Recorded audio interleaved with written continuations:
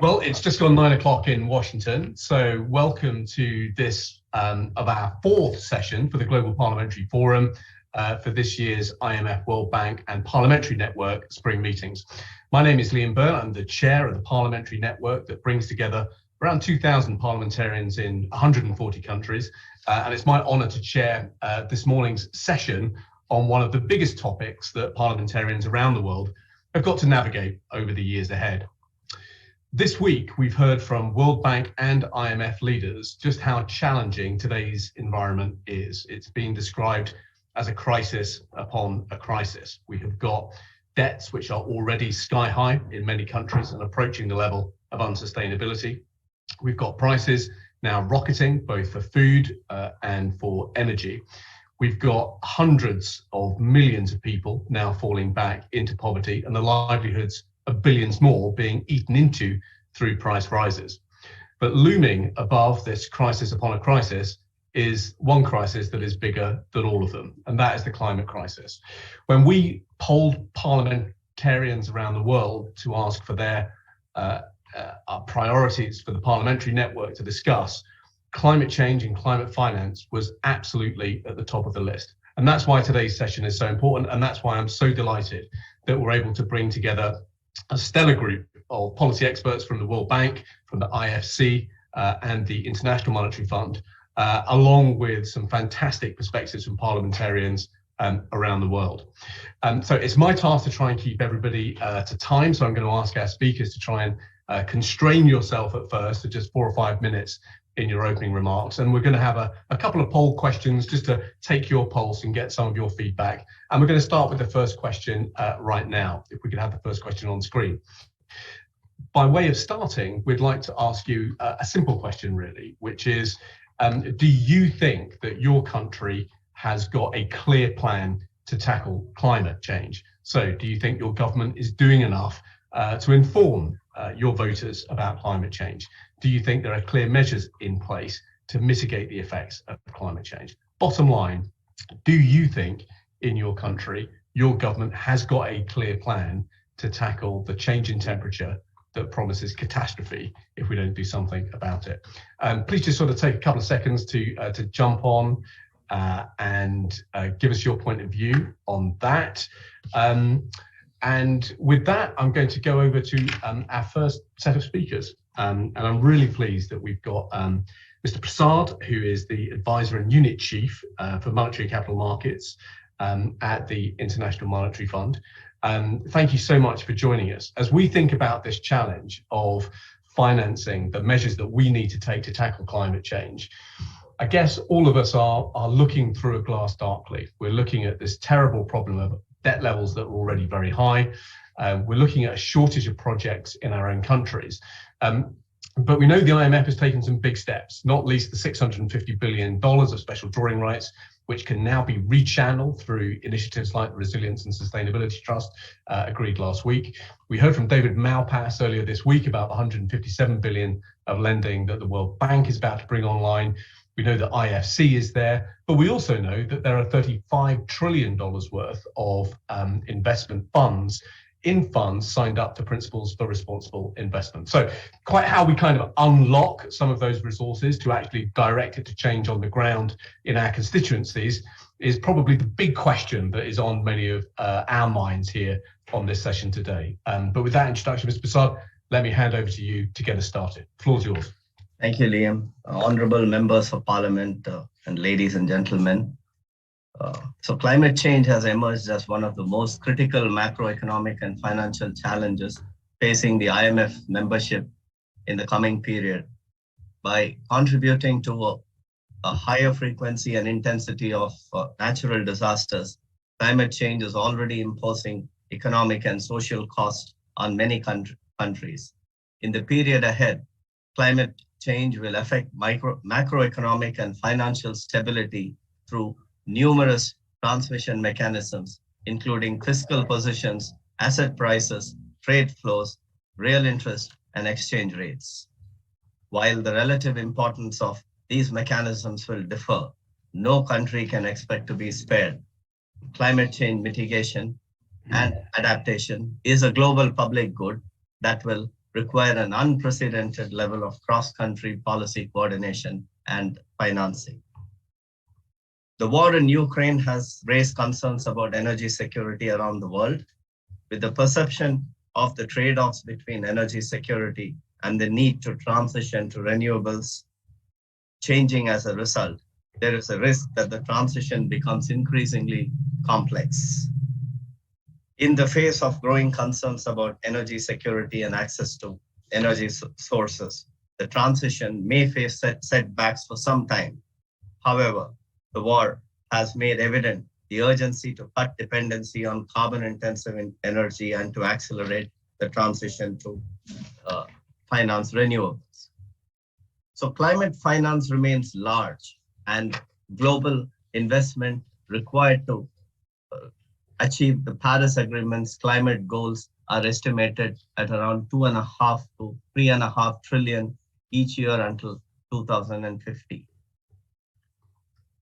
Compared to this, climate finance totals around 650 billion annually, although 450 private investors representing 130 trillion assets have aligned themselves to net zero commitments. As the managing director of the IMF mentioned to this audience on Monday, one is not seeing enough financing go to emerging market economies and low-income countries because of perceived and real risks. Private financing needs to be scaled up, mindful of these risks. Now, there are multiple barriers to mobilizing private capital, particularly in emerging market economies. An important barrier is the absence of adequate carbon pricing that would help generate incentives to private investment in low carbon projects. Announcing and implementing policies to adopt carbon pricing paths remain a key policy objective. There are also barriers to private mitigation and adaptation investments in emerging market economies that often involve long time frames, high upfront capital and transaction costs, lack of scalable projects, and significant project and/or country risk. To achieve such an ambitious goal of financing, all stakeholders in the society will need to play a role.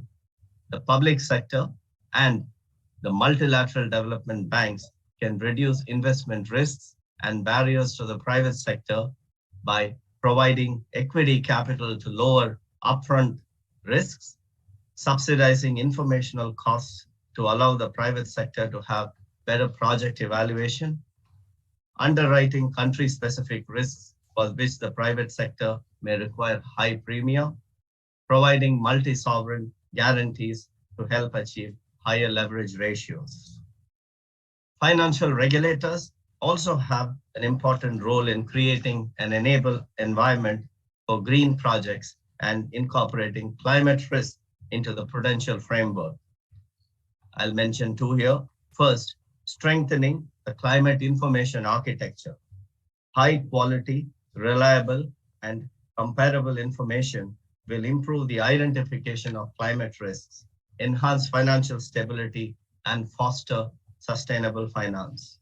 The creation of international standards in taxonomies, disclosures, and sustainability reporting will also help unlock climate financing.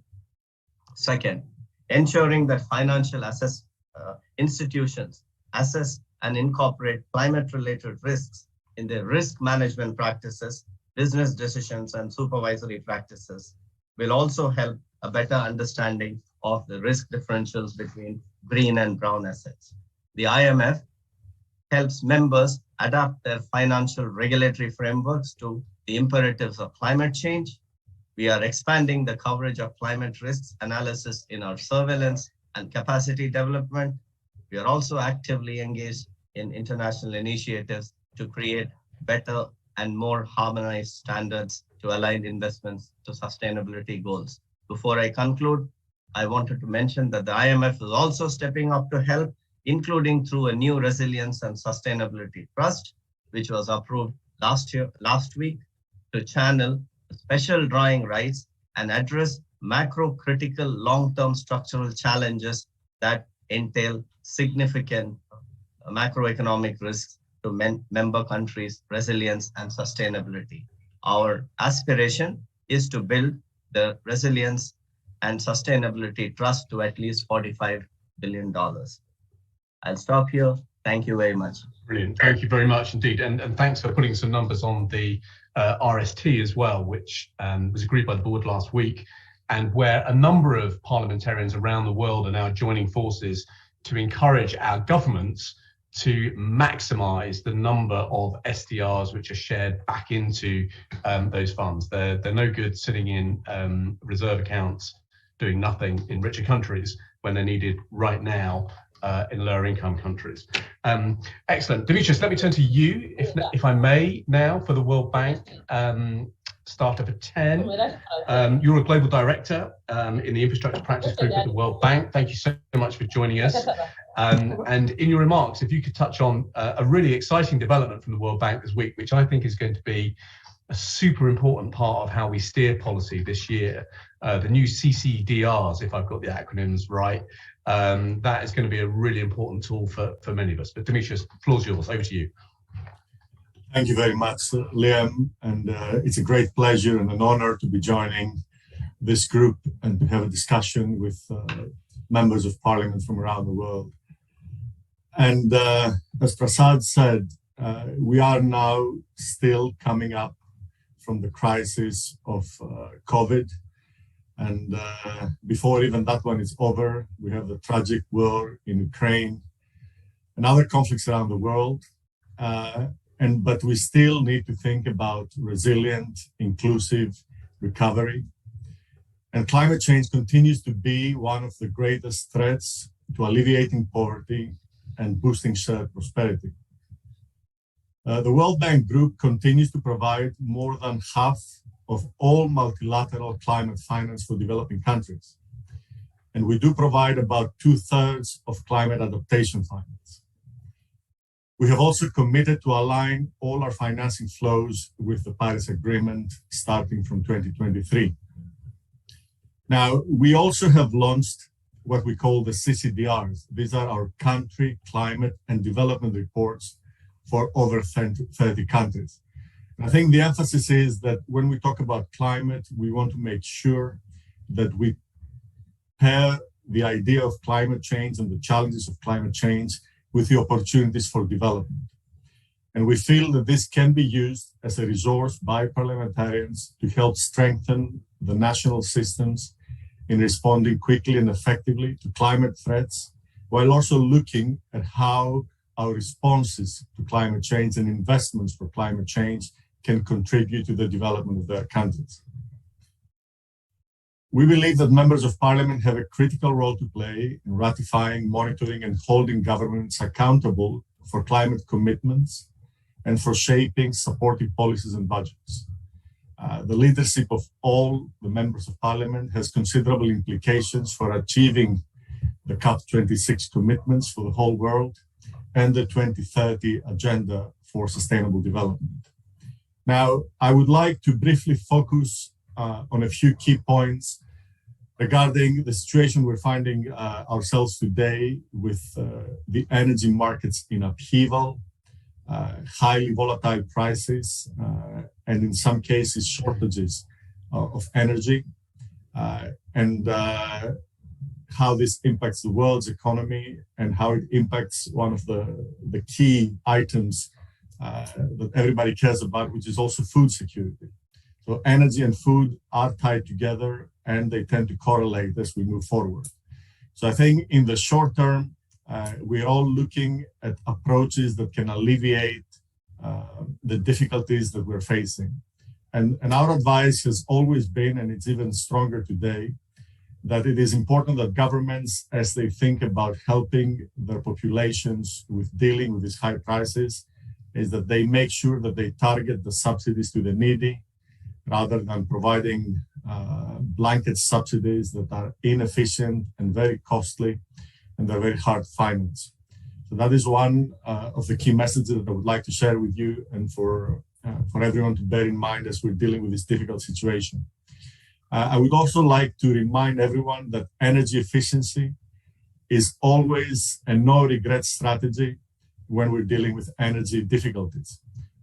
We do believe that there is immense scope around the world to improve the way we're using energy and to do it in a more efficient way. And to do that, we feel that governments and parliaments have a critical role in encouraging investments in energy efficiency. These are clearly among the most effective ways to reduce energy demand and alleviate the impacts of high prices for the population. Finally, it is true that in the short term, many countries are feeling that they should do whatever they can to provide energy to their people, regardless of the source of energy and regardless of the emissions. And this is understandable. And we are seeing cases where in the short term, countries are thinking of even expanding the use of coal power and other fossil fuels. But it is important to remember that ultimately, whatever we emit today will count against the world's remaining carbon budget. And that will require an even faster energy transition later so that we avoid the worst impacts of climate change. And it is important to note that an accelerated energy transition can help emerging markets, developing world, strengthen their energy security itself, together with expanding access to electricity, and investments and projects on clean energy create jobs. And these are jobs that stay in the country and can provide a completely new source of employment that hasn't been there before. We do believe that this is still a major opportunity for everyone, and it's an important consideration as we go forward. A last point that I would like to make is that for sure, to accelerate the energy transition, the world must address the large financing gap, especially in developing countries and the emerging markets, for clean energy investments and for covering the cost of a just transition from coal. We see that the scale of total financing needed for the energy transition is an order of magnitude higher than the 100 billion a year that has been agreed to. Decarbonizing the power sector will require a huge surge in public, private, and development financing. We feel that the world, to substitute coal power, we will need to install solar and wind capacity from about 1,400 gigawatts today to almost 17,000 gigawatts by 2040. That means that in the next 20 years, we need to almost grow everything by 20 times. And 2/3 of this new solar and wind development will be in emerging markets. We feel that the integration of renewable energy and reliable supply will require investments in electricity networks and an increased annual deployment of energy storage that will need to increase by several tens of times more. Now, these measures often have lower economic costs than fossil fuel alternatives once we think about the lifetime of these investments. And they have compelling benefits in terms of reducing reliance on energy imports, creating jobs, and reducing pollutions. But they're more capital intensive and require access to long-term and affordable financing. So as we continue our work in this front, the World Bank is committed to helping with this financing.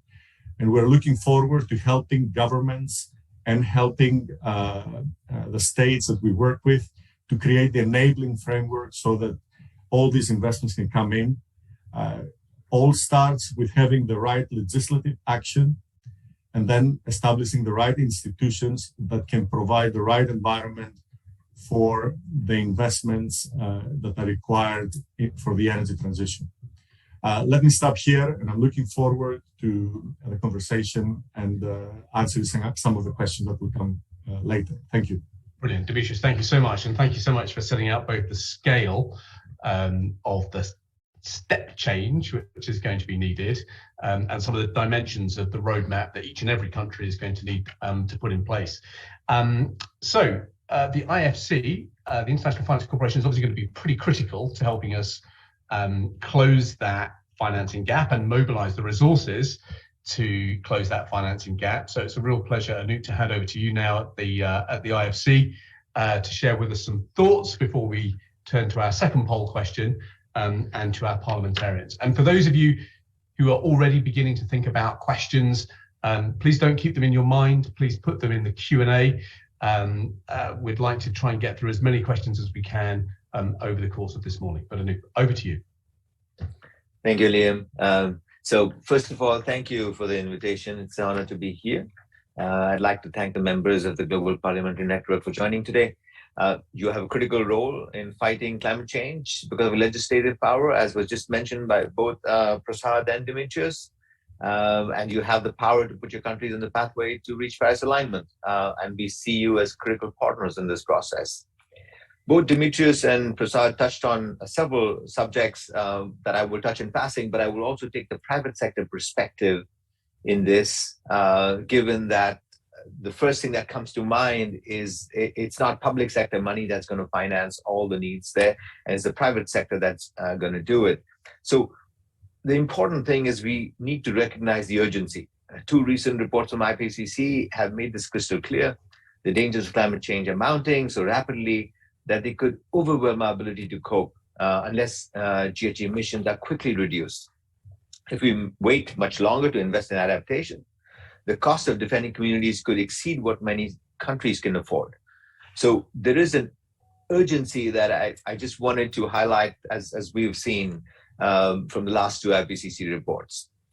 As part of the World Bank Group Climate Change Action Plan that Demetrius touched on, Anoop, just before you go further, are you able just to switch on your camera because we can't quite see you at this stage? And we'd love to do that if it's convenient. Of course.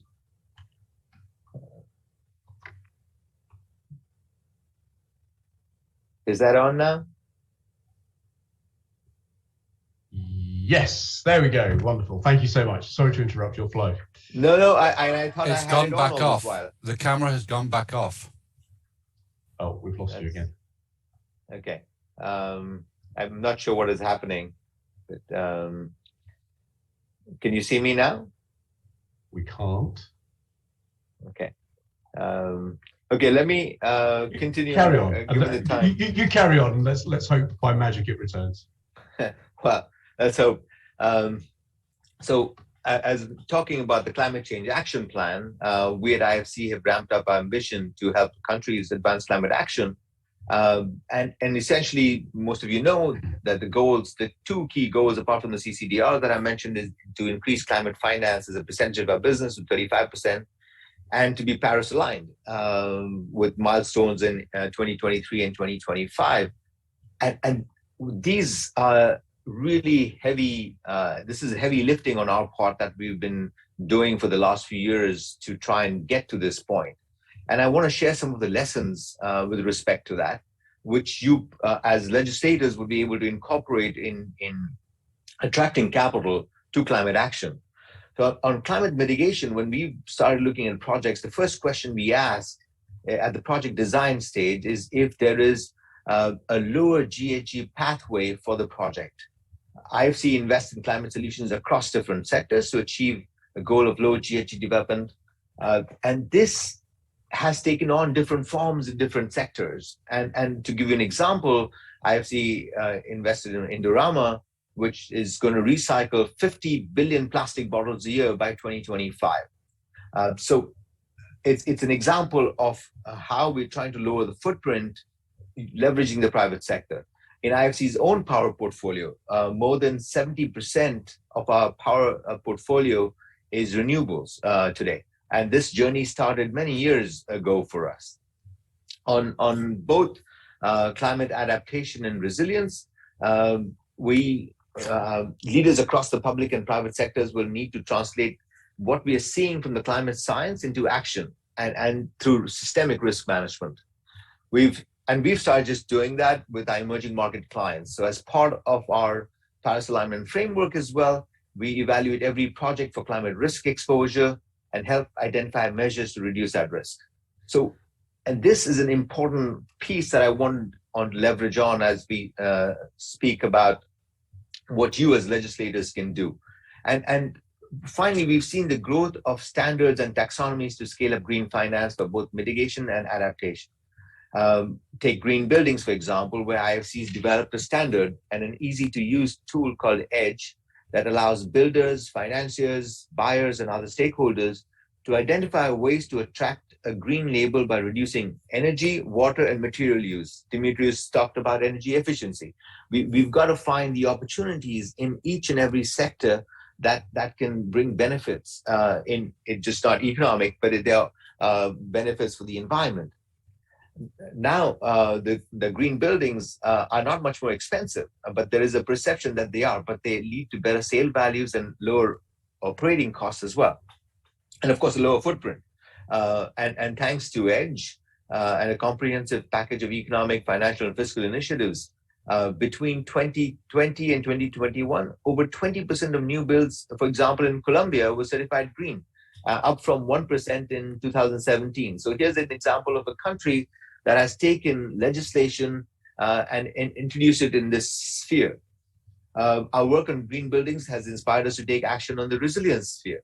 Our Building Resilience Index helps green building developers to assess climate risks and identify measures that address those risks. We deployed this tool first in the Philippines, and now we're developing similar classification tools for the Caribbean. And I think, again, this was mentioned by both Prasad and Dimitrios on tools and approaches, what we can do.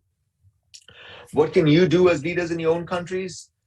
You have the ability to set these standards across the different sectors. While IFC is supporting its projects to be more resilient, you as lawmakers can make those regulatory changes and incentives needed to help scale investments and adaptation, which are needed today. And then we can help build more resilient infrastructure and assets. We supported a road project in Colombia, for example, where again, the regulator required an assessment of climate risks, and the project design was changed to include additional drainage to account for the increased precipitation and to build greater resilience for the project. A subject close to my own heart is building resilience at the community level. As lawmakers, I would urge you to identify projects that can lead to community resilience, because once you've identified these appropriate projects, then you can attract the private sector capital into these. And it's no different from sometimes identifying a power project, and then you bring in the appropriate private sector partners to help you finance that. Resilience projects need to have a similar approach. And finally, in closing, nature-based solutions can be an effective, cost-effective way to address biodiversity issues and mitigation objectives as well, in addition to building resilience. So from protecting coastal wetlands to urban green spaces and reforestation initiatives, this approach can help achieve multiple goals at the heart of Paris alignment goals. So now is the time for ambition and delivery, and I look forward to a continued discussion and collaboration. Brilliant. Thank you so much. We're absolutely clear that the partnership with the private sector is going to be key if we're to unlock the scale of finance that we need to help. Right, so that's our kind of opening, those are our opening bowlers today. So we're going to have our second poll question now, if I could just get that up. And this is where we would like you to have a think about, from your country's point of view, what do you think are going to be the key measures that will make the biggest difference? So is it about investing more money in green business, infrastructure and jobs? Is it strengthening standards? Is it making polluters pay more for their pollution? Is it incentives to encourage use of innovative technology? Is it mobilizing new sources of capital? Is it all of those things? It may well, I appreciate, be all of those things. But have a think about which, if you could pick one, which would be the most important one for you. And while you're filling that in very quickly, we're going to then go over to the first of our parliamentarians who's going to join us from Niger. I'm hoping that we've got Honourable Dandobi Boubacar on the line. If we have, can I hand the mic to you now? Got a hand up? Excellent. May not have a connection yet.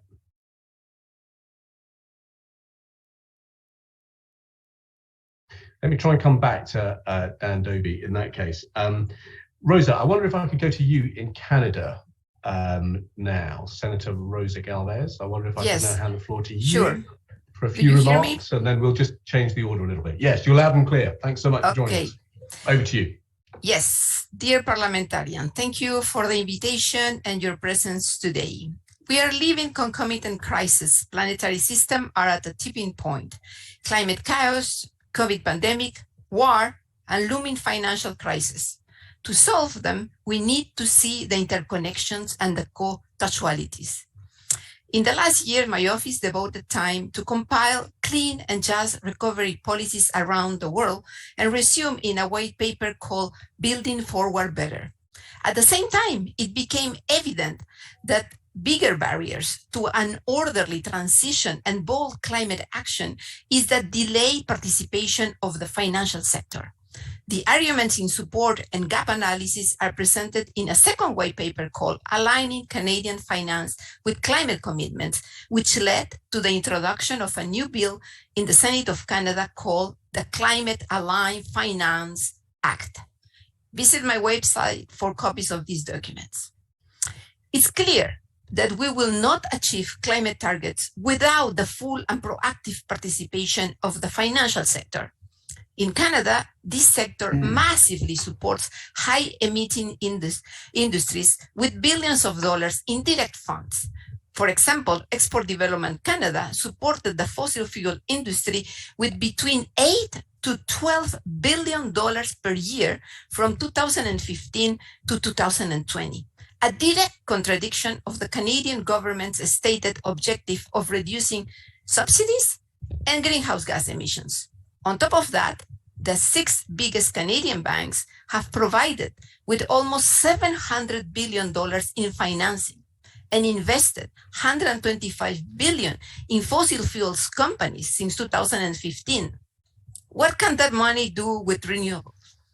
Not surprising, Canada has the highest emission of its G7 peers since the Paris Agreement was signed. Coming from COP26, many international initiatives were created to address these issues. But despite the good intentions of these collaborations, there is an evident disconnect between pledges and actions from financial actors. The financial sector is on the front line of climate risk, whether physical, transition, or because they are investing private and public funds in soon to become stranded assets. Despite a majority of ramping up of net zero pledges from the sector, there is no clear standard or enforcement measures to bring the much needed transparency to these pledges, leaving room for overrepresentation of the efforts and greenwashing. We parliamentarians have an essential role in unlocking the full potential of climate finance through bold legislative solutions. Legislation that will align the financial sector with our national and international climate commitments, update the fiduciary duty of directors, require target setting, planning, and reporting, include climate expertise during financial decisions of crown corporations, prevent conflict of interest, and increase capital adequacy requirements to reflect the risk generated by financial institutions. In short, aligning finance with climate commitments by bringing structure, coherence, accountability, and efficiency to our transition towards a clean, low-carbon, circular economy, while also protecting the financial system from increasing climate risk. Thank you. Look forward for the discussion. Right, thank you, brilliant. Liam. That's fantastic. A real holistic set of perspectives there. Thank you so much. I still don't think we've got Dobie with us. So I'm going to go, in that case, to Romania and hand the floor, Senator Sebastian, over to you for your remarks. Thank you so much for being with us today. Thank you very much, Chairman, ladies and gentlemen, dear colleagues. I wish to thank you for inviting the Parliamentary Assembly of the Mediterranean today and for giving me the opportunity to share our regional perspective on climate finance. As an interparliamentary organization, we share a common resolve towards achieving the SDGs and make of the Mediterranean an example for other regions of the world. To this end, we work in close collaboration with several international financial institutions, such as the World Bank and IMF, but also with other international bodies, such as the COP, which we are committed to helping in the upcoming COP27 in Egypt with a dedicated interparliamentary event. In our region, we are at a turning point. Temperatures are rising 20% faster than the global average. Biodiversity, food security, economy at large, tourism, and coastal areas are already under threat. And as indicated at the last report by the UN panel on climate change, we are facing an environmental disaster. The Russian aggression against Ukraine, in addition to the food supply crisis, has further highlighted the need to build economies that are far less reliant on fossil fuels, which exacerbate vulnerability to geopolitical pressure. In this context, allow me to praise the work the World Bank and IMF is helping the survival and the resistance of the Ukrainian people through the continuous flow of critical financial support. Dear colleagues, our economies will have to go through a systemic transition. This transition requires capital, and it has become imperative to connect green transition projects with the capital markets. In this context, the use of green bonds, for instance, could be instrumental in financing the low carbon transition. Between 2015 and 2020, they grew of around 50%, and more importantly, they are helping to achieve a paradigm shift in the investing world with a greater integration of environmental, social, and corporate governance considerations. At PAM, we also support microcredit systems. For this reason, we are developing a startup market project, which we hope that by facilitating SMEs and startups access to finance will contribute to a greater financial inclusion of our region. In conclusion, I wish to recall the PAM is organizing the first ever Davos of the Mediterranean, which will be held tentatively in November in Morocco, intended to bring together all the relevant stakeholders, including the representative of international financial institutions, to discuss the main issues regarding the economic and the climate-related challenges faced by our region, and to identify possible solution for an integrated Euro-Mediterranean and Gulf economic and energy zone. I hope to meet you all there in person very soon, and I thank you very much for this session. I wish you all the best. Thank you. Sebastian, thank you so much. And what an exciting note on which to conclude your remarks there. This is exactly the kind of creative diplomacy, creative climate diplomacy that I think we need if we're to move from the strategy to the specifics. You know, very often when we get together for these meetings, we talk about projects and proposals in a very high level way, whereas actually for parliamentarians, you know, we communicate in specifics in much shorter sentences. And one of the things that we've got to do politically is translate the strategy into the specifics. And initiatives like yours, I think, will make a big difference in helping us do that, to craft a much stronger and more persuasive narrative for the changes that we need to make. Now, I'm going to have one more attempt to bring in my colleague, Honorable Dan Doby from Niger. If you're there, I will bring you in now. Oh, failing that, I'm going to go to our poll results, Sholto, if that's okay. So here's the answer to question number one, which surprised me a little bit, because perhaps I'm a bit too pessimistic, but I thought the no's would be a little bit higher than this. But here we go. 57% of colleagues on the call said that they didn't think that their countries have got a clear enough climate plan, but 43% said yes. So actually that's actually pretty significant progress over the last year. We asked a similar question last year and the results were nowhere near as good as this. And then on the second poll question, as you might expect, people thought everything is needed, basically. There's no really one measure that people could single out. It is really a full package of things that are needed. I would just highlight, I suppose, that investing more money in green business and infrastructure topped the list. Strengthening environmental standards then came second. Making polluter play came third. Mobilizing new sources of capital, that sort of joint third, I would say.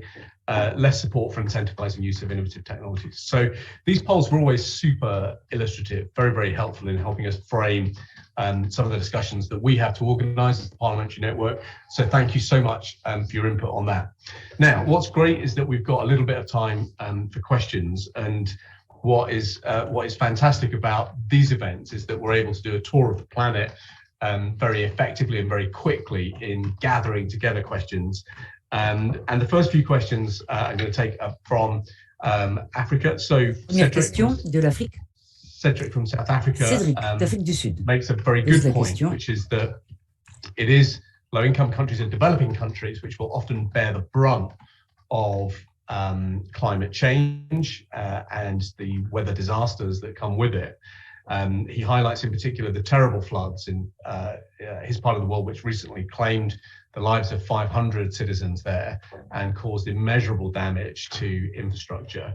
And the point Cedric asks is, how do we make sure that low-income countries and developing countries don't bear the brunt and fall into a debt trap when they're mobilizing the investment they need to marshal in order to put in place the kinds of changes, the new kind of infrastructure that is needed? So very good question about how we avoid a debt trap. Second, Matthew from Zimbabwe makes another excellent point, which is that for smaller countries, it's proved quite difficult to access the Green Fund. And even where you've got countries like Zimbabwe, where colleagues feel that the climate action plan is on track, accessing some of the funds that are available is difficult. And therefore the question arises is, what are going to be the conditions for accessing IMF funds like the new Resilience and Sustainability Trust? What are going to be the conditions about accessing World Bank funding?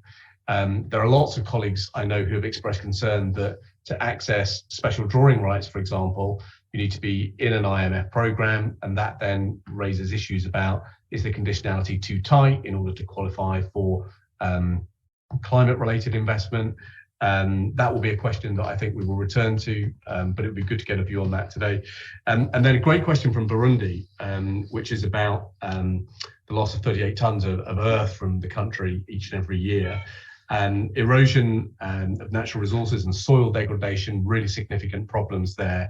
And what are the kind of projects and proposals that parliamentarians ought to be pushing forward in order to deal with challenges like that?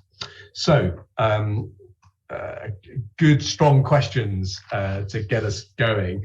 And so maybe I could come to you at the IMF first for a perspective, and then I will just go in order. I'll rattle through Dimitris and then Anoop as well. Sure, thank you. Thank you very much. So I'll address two of the questions about how do we mobilize investment, and the second one is about the IMF RST. So as some of us alluded to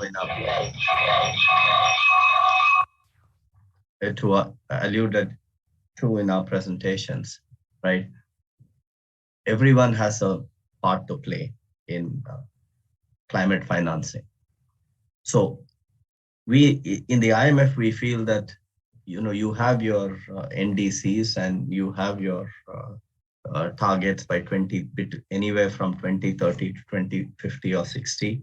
So one of the best ways, where you can mobilize your own finance and where you can give clear signals of your transformation is through carbon pricing.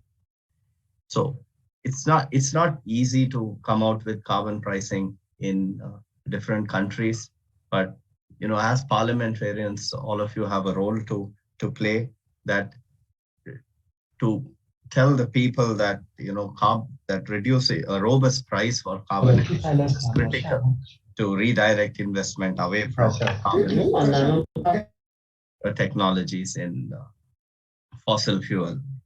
And there are ways in which you could earmark these funds to get into you know, into tech innovations and technologies and research and development. And there are ways in which there can be a just transition of what the price that people may have to pay. But then ultimately, the cost of bearing it now is the benefits later is going to outweigh it. The second thing is that it's just not the price. In many of the countries, it is recognized that the emerging markets or in low-income countries, they may not have the fiscal space, or their initial debt positions may not allow them to attract, public capital or public money or borrowings. That is where public and private partnership, and especially the role of multilateral development banks, can come in. There is a responsibility for the countries to identify very scalable projects, green projects, wherein the public and private can come in different forms of partnership. For instance, the IFC already had done the Amundi Capital or the Amundi Fund, which is a mezzanine fund where the MDBs can come in and take equity capital, and then the private sector can come in and take the mezzanine capital. There are many structures which are already there, and there is an EBRD structure or a European Investment Bank structures. I'm sure there are small projects similar to this in Africa too, but that's the way to slowly, scale up. Then getting into the RST, as of now, the board just approved it last week, and there are more details, and the specifics will come by the annual meetings. But as far as the scheme that is approved, the trust will cover low and vulnerable middle income countries and small developing states that are undertaking structural reforms to transform themselves. And the maturity will be for about 20 years or so, and there will be a long gestation grace period. And this is similar to the other IMF loans that are being given. This will also be for balance of payments gap. So it will be a budget support that is given to government and not for specific projects, which means that the country should have a framework for moving to green transition, and based on the framework and policies. For instance, just for examples, it could be some cash flow reforms or country implementing some public financial management or, so identifiable goals towards achieving the goal of NDCs.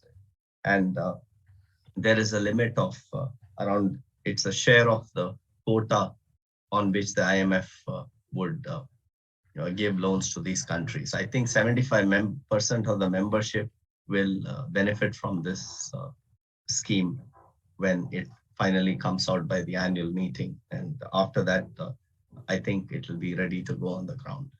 So I'll stop here. Yeah, perfect. Okay, that's extremely helpful information. Demetrius, what would you like to add to that? So, if I may, Liam, I was just looking at one of the questions that came from Nepal, actually, about electric vehicles. Can I come back to that in my next round, if that's okay? Sure. I'm not going to deny you the chance to answer it, but it's fair enough. I think that's I find this a great question. Yeah.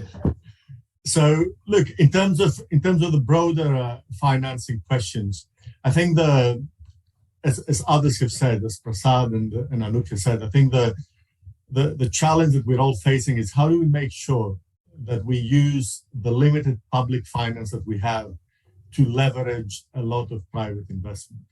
And to give you an example, the reality is that people everywhere in the world spend a lot on a day-by-day basis on energy, right? I mean, this spending is there, and it takes place day by day by individuals all over the world. And this is a private transaction. It happens as a private transaction, and it is a private market.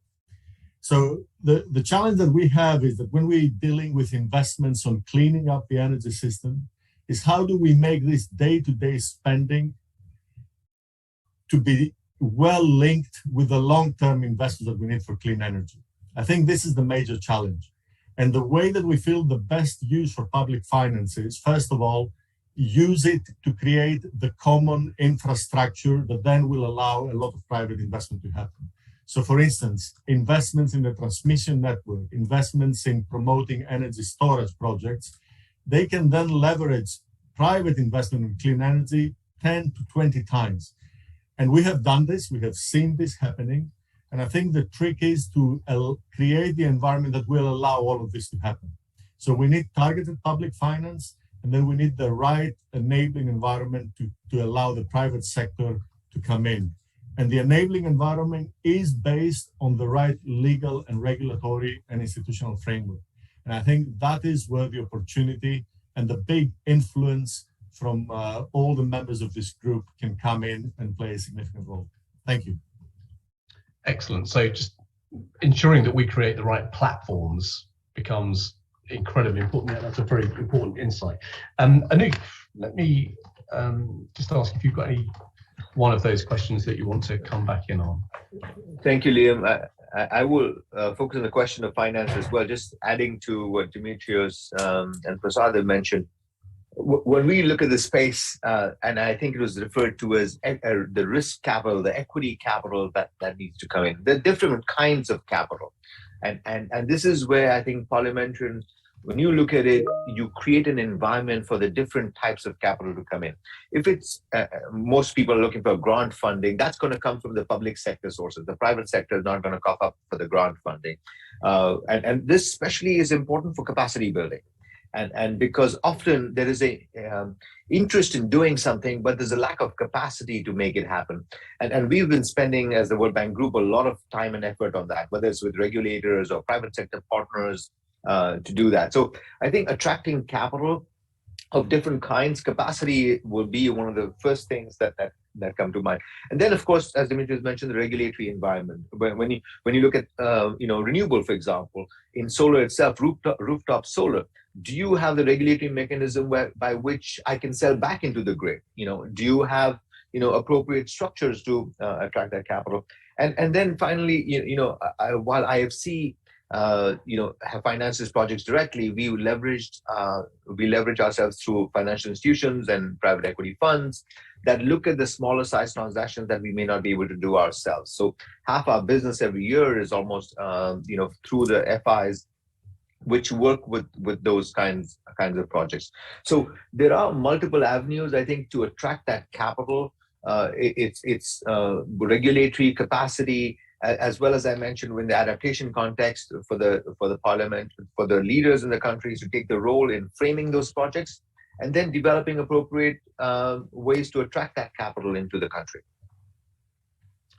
That's incredibly helpful. It begs two questions. So on carbon pricing, let me pose the challenge like this. When I was the finance minister here in the UK at the end of the financial crisis, we used to have a saying, which is that we know what to do, we just don't know how to get re-elected once we've done it. And carbon pricing very much reminds me of that. And so let me just pose that question, perhaps, Mr. Prasad, to you. It looks good on paper. Theoretically, it's brilliant. Are we beginning to see any particular countries really model how to put these measures into practice in a politically viable way, or is it just still too early? Politically difficult question. Yesterday, I think I recall the Swedish minister in the coalition of finance ministers group mentioning about how they had put in carbon prices slowly. So the thing is, it need not come abruptly or so. It needs to be gradual, and people will have to get into the culture of knowing that that everyone needs to transform.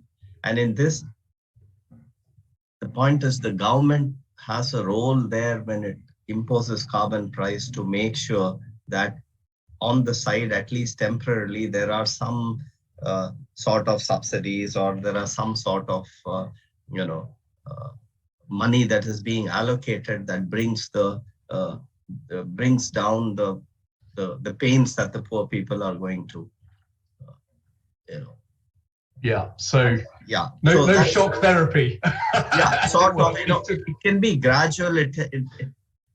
It's easier said than done, as you said. But that is why even otherwise, knowing all this, there's the other proposal where there's an international carbon price floor where they say that all countries should join together and say that we'll put in a minimum carbon price where some high emitters, like Canada just mentioned, the senator acknowledged that's one of the highest emitters there, that there could be a graded carbon price of between $75 or $25. At least in our calculations, we feel that by 2030, carbon price should be, tax should be around $75 so that you can get to your net zero. But then it can be graded between 75, 50, and 20, depending on the countries and depending on the emissions, so that the pains are reduced. And there was another question also that I saw that distributed across countries who are high emitters and who are low emitters. So there are different ways in which it can be done, but it is politically difficult, as you said. Well, I think it's definitely going to be one of those policy spaces where all parliamentarians will need help in understanding what works and what's a bit more politically challenging. Just one point here, that if there is a carbon price, right, then you automatically get the financing and automatically incentives fall in place, because one acknowledges that you cannot put in the carbon prices and there's going to be a gap for some time. That is why the question of private financing becomes all the more important, because the gap has to be funded somewhere else. And countries will not be willing to take the risk, so the private sector has to come in, and all sorts of centers and structures are being thought of. No, it's a good point. Demetrius, let me bring you. Demetrius, let me bring you back in. And I just had one further point for you as well, which is, when we see the new CCDRs, do you think we will get a sense of, will you be able to evaluate how well countries are doing in putting in place the platforms, the regulatory and the legal environment that is going to be needed? Will there be a kind of a sort of a common framework that will allow us to judge how we're all doing? Thanks a lot, Liam. If I just quickly come on the carbon pricing point, because it's so important. Two points, if I may. Carbon pricing is needed, and we have the whole of the European Union that has a carbon market which is very active and sends very strong signal. The point I would like to make is that when we think about carbon pricing, especially if it's a carbon tax, the important thing is to try and make it as neutral as possible, right? No one likes additional taxes. So if a carbon tax is imposed, the question is, what can you subtract elsewhere to compensate for that? That is one way to make it more acceptable. And the important thing is that everybody agrees that the principle of the polluter pays is the right principle. So nobody disagrees that whoever emits more should pay more. And the other interesting point, of course, is that some of the most surprising advocates of carbon pricing is actually oil and gas companies. Oil and gas companies, most of them in the OECD countries, are the ones that actually seek certainty and clarity on this matter. So I think it is important that as we move forward and we try to really urgently deal with climate change, we take this into account, that there are some unexpected allies in how to do this properly. So thank you for allowing me on this. Now, coming back to the CCDRs, we are definitely trying to have comparative numbers across the countries that we're looking at. It is not always easy because, of course, each country is specific and each country is particular in the way that it is structured. But what we have tried to do is to try and have a common framework on when we look at the cost and benefits of interventions and investments on a country-by-country basis. This is, of course, work in progress. These are the first time that the World Bank and, frankly, any institution has embarked in this type of exercises where we try to look at climate change issues together with development opportunities and challenges in countries. So we do expect that we're not going to get everything perfect the first time, but for sure we hope that we will be contributing in establishing the right benchmarks as countries look at their policies, as countries look at the climate change opportunities and challenges that they're facing. And this will certainly allow for some comparative work across different countries. This is our target. This is how we're looking into that.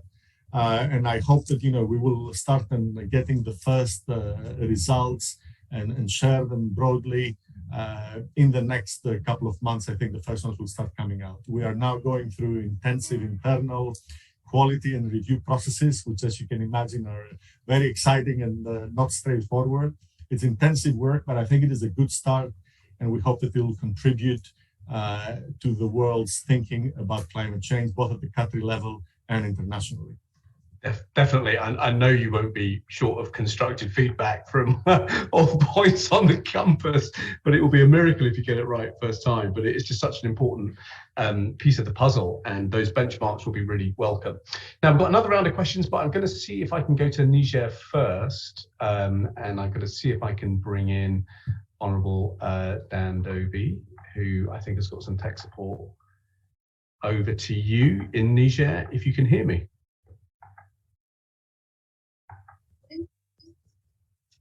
Oui.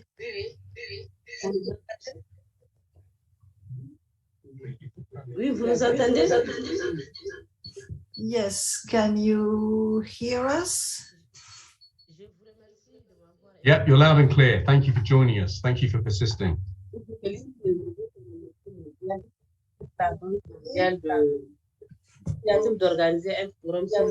Thank you for organizing this meeting, and thank you for inviting us.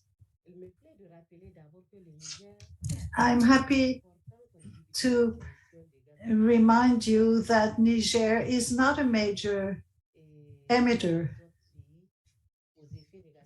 but on the other hand, it is faced with the adverse impact of climate change. There has been a considerable reduction in yields,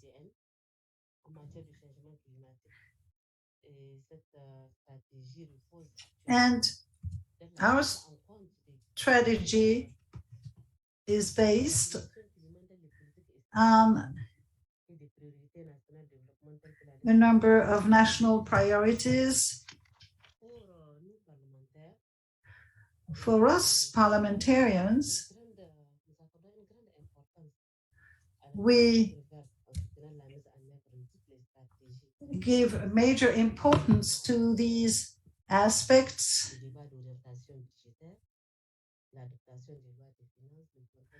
We have a budget law that takes into account all these aspects. But for this strategy, we do need major investments.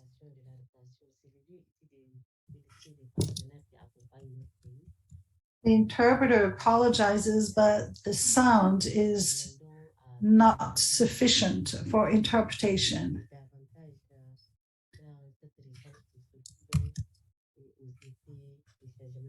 The speaker is inaudible for interpretation. Honourable Dan Doby, is it possible to come closer to a microphone, just because we can't quite hear you well enough to translate?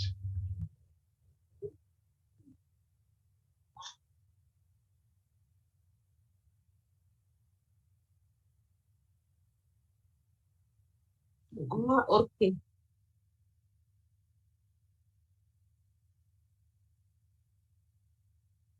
Oui, excusez-nous, on a un problème de connexion vraiment aujourd'hui.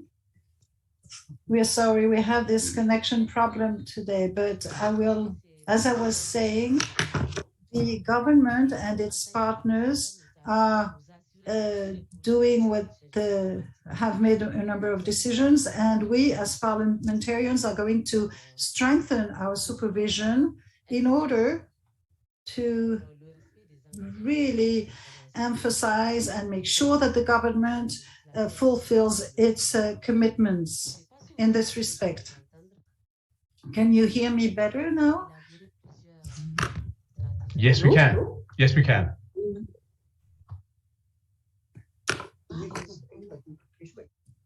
Allô? Hello.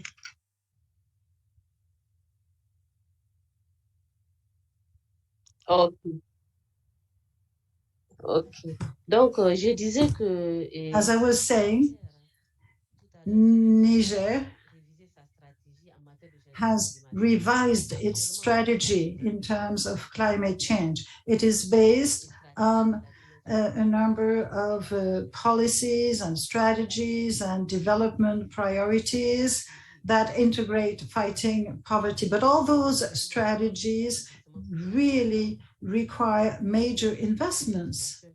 And we need to integrate adaptation better into these measures. And we would like to thank our partners, and in particular the World Bank.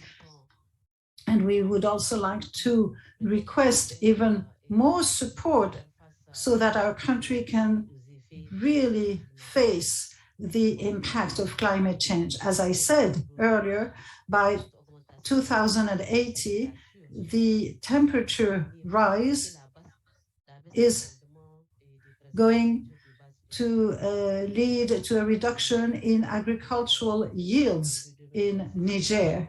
And for the period 2022 to 2026, the government intends to have strong growth and to make sure that our growth is very strong. And for that, we need to integrate the sustainable development dimensions.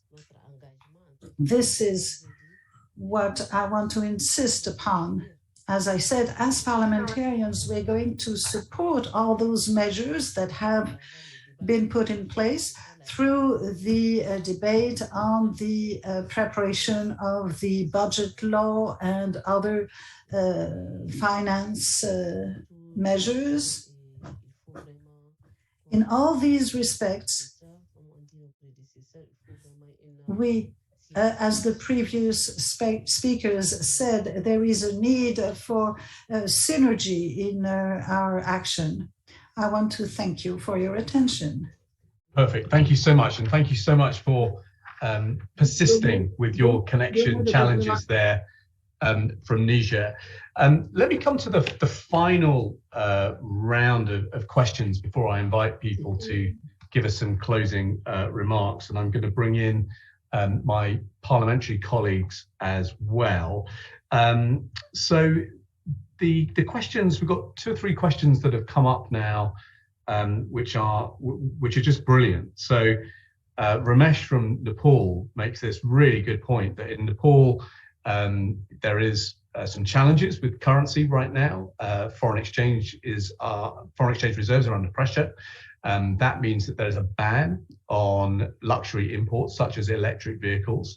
And I don't think Nepal is going to be alone in confronting some of these foreign exchange reserve challenges this year. So I'd be really interested in everybody's perspective on how do we make sure that we have got systems in place that both protect foreign exchange reserves, but on the other, allow the right kind of technology to come in. Nathan has then posed a really good question from Uganda, which is about the way in which we work with extractive industries in particular, but those countries that have profited, those companies that have profited from selling things and products and services that have led to environmental degradation. How do we make sure that the profits from those who have exploited the environment, how do we make sure those profits are taxed in good ways to help us actually deal with some of the problems that then arise? And Margarita from Argentina then flags a question which is going to become super important, I think, which is how do we make sure that there is good transparency on those public and private projects that are put in place? How do we make sure that good governance is adhered to? And I know that that is going to be incredibly important because as we begin to flow billions of dollars into climate adaptation measures, the risk of corruption will simply multiply. So how do we make sure that there is good transparency and good governance around many of these projects? If I may, I'm going to come to Senator Galvez first for any observations on either those questions or any of the others, any of the other topics that have come up so far. Any kind of points of view that you'd like to share from Canada? Oh, sorry, you're muted. I'm sorry. Muted. Okay, sorry. Yes, the question of transparency and if when it's gray zone corruption grows, it's absolutely important. So we have to find ways of having legislations that will align the financial sector with the climate commitments, like, for example, the Paris Agreement, all the nations that have signed to this agreement. And we have to start by updating the fiduciary duty of directors that say that the first responsibility is to bring profits, but not at the expense of destroying the planet. To be transparent, we have to require target settings based in science. We have to have very planning, clear planning and reporting on the progress. And one thing that we heard during our consultation is the lack of climate expertise in the boards. So there is a lot of conflict of interest in these financial boards because there is the same people that sits in the fossil fuel boards are in the bank boards and or in the crown corporation board. So this we have to change that, and we have to have items that prevent the conflict of interest in these boards. And of course, because of this climate risk is increasing and it's becoming exponential, and it's difficult to calculate because it's convergent. Many crises, many factors converge. So we have to go beyond just the simple voluntary declaration of the climate risk. We have to go beyond that. We have to make it mandatory. And for Scope 1, Scope 2, and Scope 3, as it was mentioned, some industries need clarity in order to invest and to develop the clean technology that we absolutely need in every country. Intellectual properties and research and innovation needs to be also discussed through legislation in order to unleash the power of this transition to low carbon economy. Very well made point. I know that here in the UK, one of the world's great financial centres, we're still a long way off from the kind of disclosures that you would need at company level. If I, as a pension saver, wanted to avoid putting my pension savings into a company that was poisoning the planet, very difficult for me to do that at the moment. In fact, we were able to identify just 22 companies that disclosed enough information for long-term investors to be able to avoid those kinds of companies. So this is going to be a really hot topic, I think, particularly for those of us who represent big financial centres. Senator Cernik, can I bring you in, please, at that stage? Anything that you'd like to add? Please take your pick of any of the questions that we've already had. But it will be a simple question, but no, the question is simple. I think that I want to ask IMF and the World Bank, has the perspective has changed, knowing that the war in Ukraine will stop what we agreed at COP26, and I look forward for COP27. How they see and what are their solution to bring our project and our agreements that we came. I've been there. I've been at the COP26 and I've seen lots of optimism and. But now the things has changed, and the war in Ukraine has made a very difficult turnover. Let's say. So I want to hear how the World Bank and how the IMF will solve this situation. Thank you very much. Excellent, great, thank you. Demetrius, can I come to you first, because I know that you wanted to come in on the point from Nepal about imports, but it would be great to hear any other reflections about making sure that we're taxing profits in the right way. And of course, the point on transparency and good governance is a point that you've been making at the bank for some time. Thank you very much, Leon. Very quickly on Nepal. And Nepal is a country I had the pleasure of working in and know well. And it's a country that has a wonderful potential for clean energy and hydropower. And I think that if there's one message that I would like to put forward is that the real priority for Nepal, and where members of parliament can also help, is to do everything that they can to accelerate the country's development of hydropower. We have calculated that every megawatt of hydropower that we install in the Himalayas can support about 5 megawatts of wind and solar in the broader subcontinent. So, and Nepal has this wonderful resource. And I think from what we see is that indeed, in the very short term, the pressures that all countries and everybody, individuals in the world are feeling because of the fast rising prices creates a bit of short-term approaches. Clearly, in the case of Nepal, it makes sense to have electric vehicles. I think what is important is to have a lot of electric vehicles, especially on the two-wheelers. I know that Nepal is, many people in Nepal move on two-wheelers. So I think it is important to make sure that the government supports electric two-wheelers, because this actually will save foreign currency from reducing the imports of fossil fuels, which Nepal has none of. So I think this kind of trade-offs of allowing people to invest in electricity that will be produced cleanly and internally within Nepal in the long term will provide actually benefits in the foreign currency space as well. So I think this is an important consideration and illustrates how we have to make sure that we deal with the short-term challenges without compromising the longer term. And if I may, this is, I think, the underlying thinking for Sebastian's question. Definitely COP26 was a milestone, and significant progress was made in the world about making commitments, especially on not financing new coal power plants in the world. That was a big and significant achievement. And I think the silver lining, I mean, the war in Ukraine is a terrible event, and we all hope and pray, and this must stop as quickly as possible, that's for sure. But I think what we can see as a silver lining is that it is focusing everyone's attention on the need to reduce dependencies on energy, especially dependencies on fossil fuel. And I think we see commitment, and for sure in the bank and the IMF, we will redouble our efforts to make sure that clean, affordable energy investments can take place as fast as possible.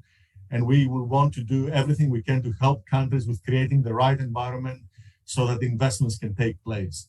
In the short term, I think it's going to be painful and it's going to be difficult, but I think the renewed focus on energy efficiency and on making sure that we do not give up on the clean energy investments is important. And this is also tied with the question of transparency and competition.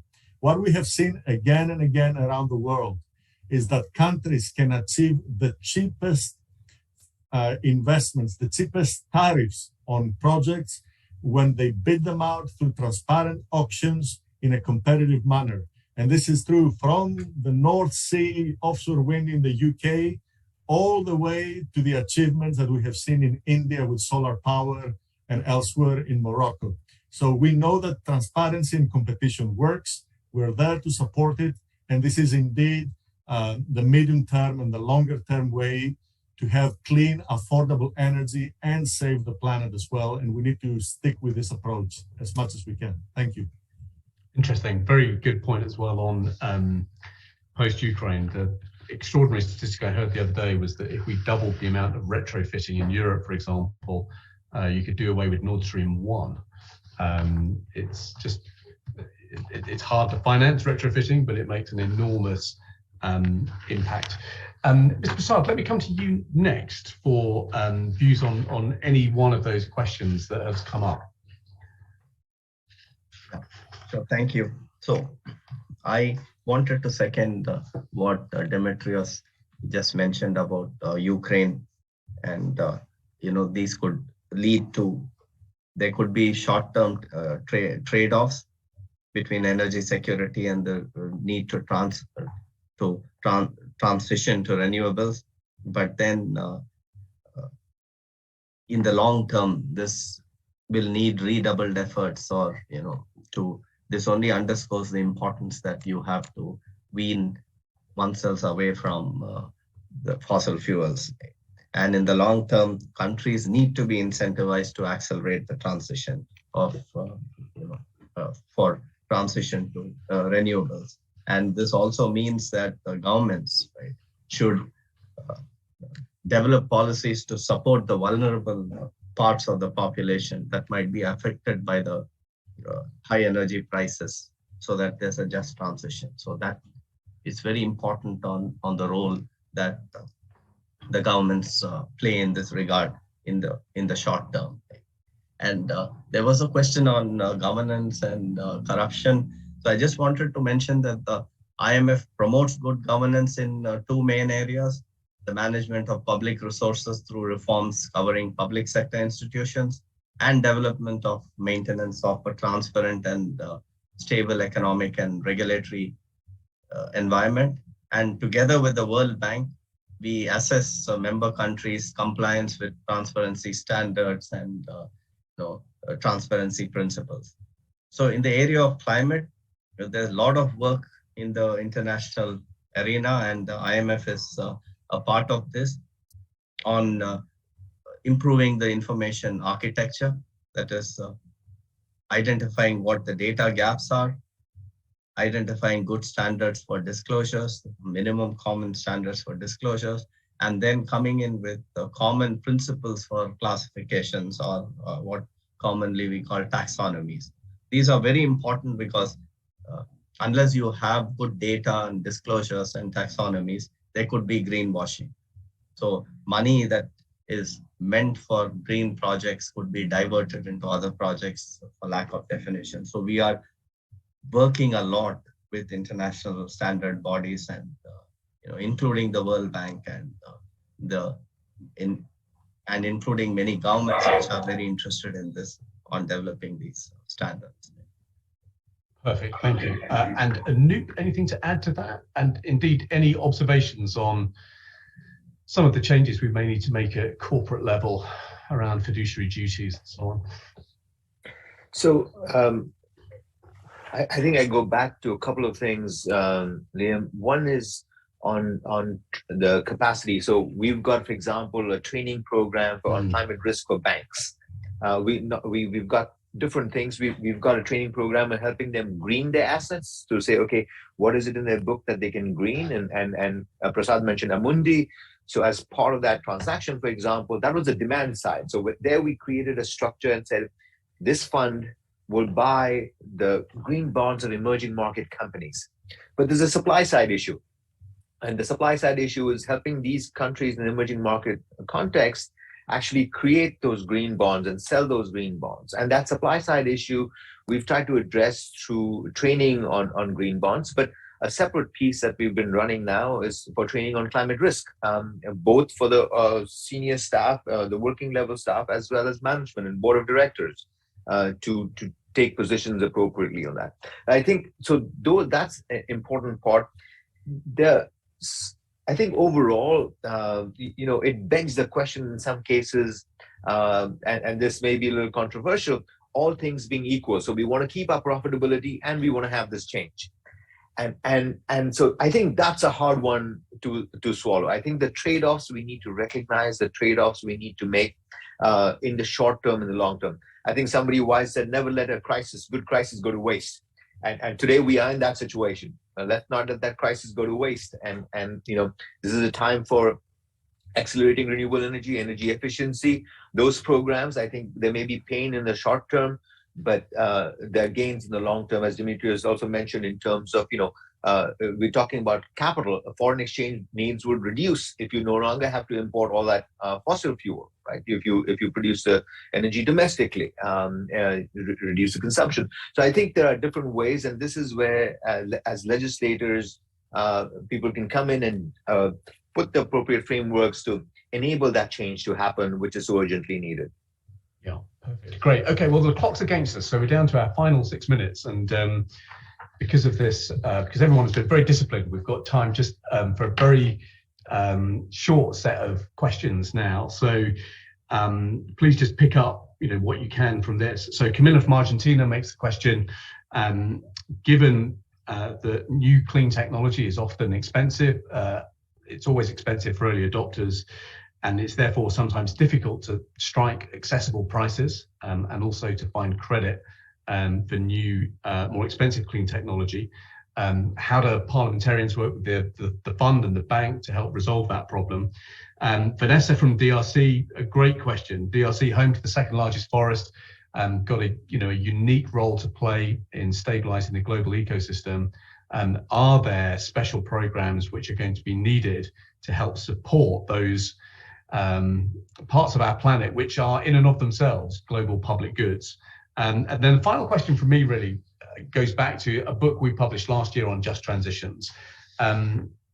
In the labor market, as you begin to see some industries begin to contract and begin to close down, what are some of the policies that you're seeing that help workers make that transition from sunset industries to sunrise industries? Any observations on those questions and any concluding remarks? And that will bring me in hopefully at past. Demetrius, perhaps I could turn to you first on that. Thank you very much, Liam. Let me start on the question on clean energy.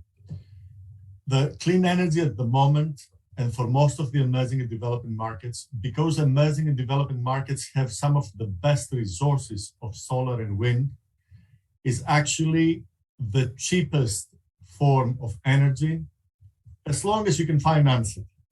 And I think that is where we feel that it is important that we have the ways and the methods so that the financing can come into these countries and feel that it will be safely repaid. And the ways to do that is everything we discussed. In short, political commitment, the right legislative framework, and conducting transparent, competitive auctions that actually again and again has given and demonstrated that clean energy is actually the cheapest energy in the world. So if we put these three elements together, we do get the best prices. And this will continue to be like that. And this is a huge part of what the World Bank Group is trying to do in all the countries that we work in. And regarding the forestry question, I think one of the most interesting new developments that colleagues here in the bank have done is trying to use carbon credits to support forest and agricultural projects. And I would argue that this is something that we need to expand. We need to take it forward with more conviction, but it is very promising. And I think that would be one of the best ways to transfer funds and support nature-based solutions for climate change. Finally, on just transition, let me just say that this is a very good question. The World Bank has come up with a report very recently on the jobs on coal. And I think what we're finding there is, first of all, acknowledge that transitions will and need to take time. And the important thing there is that because they will take time, it is important to start planning and understanding what the options are. It is hard to give general advice because a lot of these things are site-specific. And the solution that we have seen range from having people employed in tourist projects. And, in some of the coal areas, actually, we have excellent tourist prospects. And this is true in places like in France, even here in West Virginia. And in other places, we do find that the people can get employment in modern industries as well. But it is very site-specific. So the solution that we see for now is make sure that we invest the time and the effort and the money to understand the communities and help them plan. Because we have the time, but we will have the time only if we start working on it right now. Thank you. Perfect. Anoop, come to you next.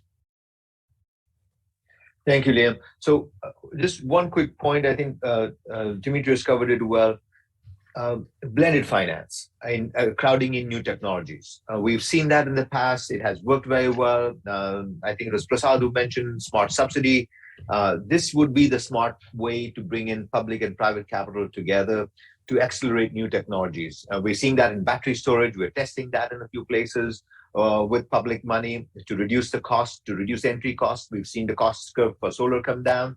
So that's our best bet. This is where the public sector, again, US parliamentarians can look at that area and say, how can we use public-private money to accelerate new technologies and bring about the change that is needed. So I will stop on that short point, given the time limits we have.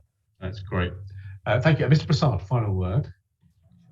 Thank you. So the IMF's global policy agenda that the managing director announced, that they recognize that there should be technology transfers from advanced economies to the low income and developing economies.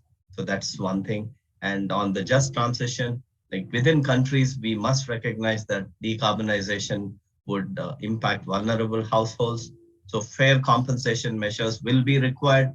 For example, the revenues from carbon pricing schemes can fund cash transfers, social safety nets, worker retraining, relocation schemes, and there can be place-based policies also that can help develop new low carbon industries and finding jobs through green investments. In all these, the community and the government and the parliamentarians all have a great role to play. Thank you. Brilliant. Thank you so much. And then let me just come back to my parliamentary colleagues for just any kind of final observations and points you want to flag. Senator Cernik. I'm okay with the answers that I got from the World Bank and IMF. I just want to thank you, and I thank the staff as well, which took care of us before we start the meeting. So that's what I want to say. Thank you very much again, and all the best. Thank you. Brilliant. Thank you. And Senator Galvez. Yes, me too. Yes, thank you, Liam, and thank you, everybody, for this wonderful exchange and conversation. I want to stress on the holistically way that we need to see all the problems, because we cannot keep studying things in silos. The solutions has to be comprehensive, coherent, and holistic. Thank you so much. Well, that is a brilliant point on which to draw today's session to an end. Thank you so much to everybody who has joined us from around the world today. And thank you to everybody who has joined us for this spring's Parliamentary Network programme. This is the final of our sessions this week. For those of you who are new to the network, this week we have launched our programme for the year ahead. We are very focused on green, inclusive and shock-proof growth. So we will be organising special events on climate change, on corruption, tackling corruption, new risks like cryptocurrency, and of course dealing with conflict. We'll be organising sessions on creating jobs and small business, building stronger health and education systems, and a couple of sessions on mobilising tax and debt sustainability, as well as working more closely with the private sector to unlock private sector investment in tackling some of the challenges that we have, alongside our special focus, as we always have, on gender equality and on young people. So a huge thank you to everyone who's helped put that programme together, and to everybody who has helped put this week together. A special thanks to Gagana and Philippe and Blythe in Paris for helping us organise this week in such a fantastic way. Thank you to Elizabeth and Kofi at the Fund and the World Bank, and a huge thank you to our technical team, Sholto and Punthip, for actually bringing us together in this virtual environment. That's all for today. Please stay engaged in the rest of the meetings this week for the spring meetings, and I look forward to seeing you again at an event very soon. But for now, stay well. Bye for now. Many thanks to you, Liam. Thank you very much. Thank you, Liam. Bye-bye.